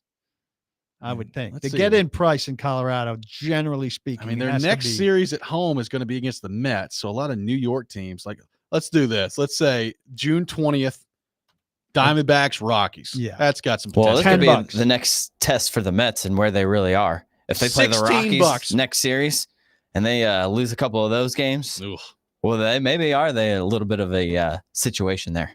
Maybe so. 15 years. 15 It's pretty bad. 615-737-1025. Our phone number. One more segment with PK coming up next. We'll rapid fire some of your questions on the text line heading into the weekend. Robby and Rexrode, 102.5, 106.3 The Game.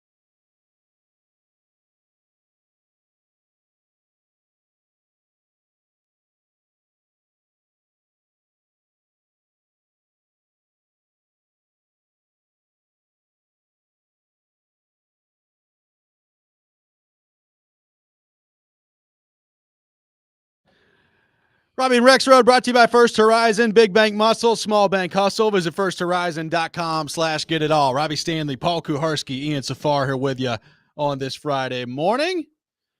PK, questions on the text line to get to real quick. Let's hit it. Kyle in Shelbyville asking about Bryce Oliver. Will he have a bigger impact than the 2 fourth-round rookie wide receivers in your mind? Don't know. You have to hope not. You want them to live up. Fourth rounders are not guys that are going to come in generally and go crazy. But he's an undrafted from a year ago. Who should outrank whom there? If you're putting together a pecking order, yep. DK and Io Manor should outrank Bryce Oliver, and you would root for them too if you want things to pan out according to how they probably have things on their board. I would agree. I would also say that, like, if Bryce Oliver can step in and you feel good about him being like a number 5 guy for you, that's great. Like, yes. there's that to me is a good scenario for Bryce Oliver. But I mean, that kind of shows you where the receiver room was over the offseason of how much time we spent talking about Bryce Oliver around here. Look, I would think somebody out of this group is going to tank. I would agree. Right? Could be Jefferson, could be one of the fourth rounders, could be Bryce. I'm not, I keep putting Burks higher on the depth chart, just kind of out of things. I think Burks has a very, very difficult time making it.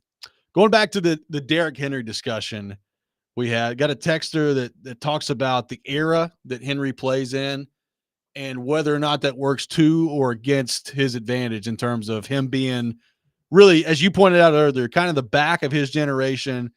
They don't really have backs like him anymore.